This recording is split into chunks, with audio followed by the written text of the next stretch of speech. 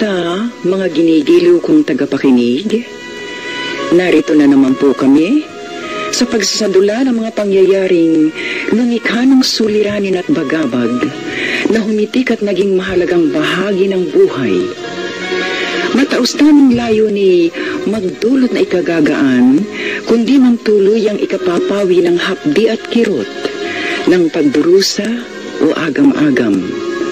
Sa huli, ako po'y mag-uukol lang maikling panukala o kuro-kuro na sana'y makasiya sa may-ari ng salaysay, makaaliw sa marami, at kapulutan ng aral ng ibang ang isip ay hinilam ng nanghinang kalooban at nagkulang ng tiwala sa sariling kakayahang bathi ng pagsubok ng kapalaran.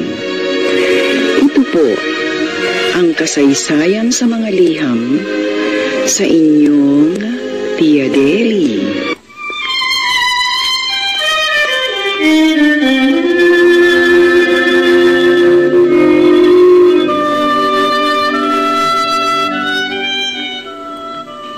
Inihahalin tulad sa maghapon ng buhay, may bukang liwayway, may umaga, may katanghalian, may takip silim at may gabi. Sumasapit kanino man.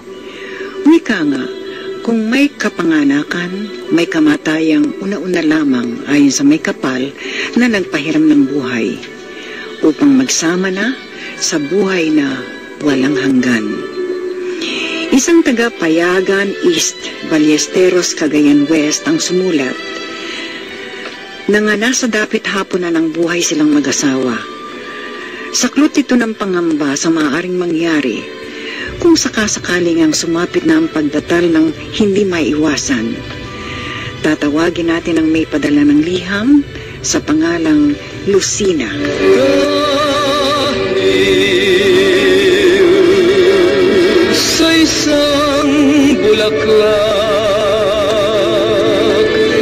sumilang ang pag-ibig.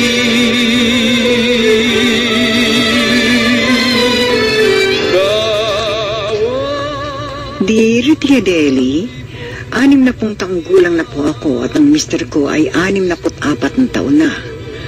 Nasa estado ng lahat ang aming mga anak. Sila'y layo-layo, 2 nasa Maynila, ang bunso lamang ang masasabing pinakamalapit ngunit nasa kabilang bayan pa. Sa gulang naming ito, hindi kami umaasa sa kanila.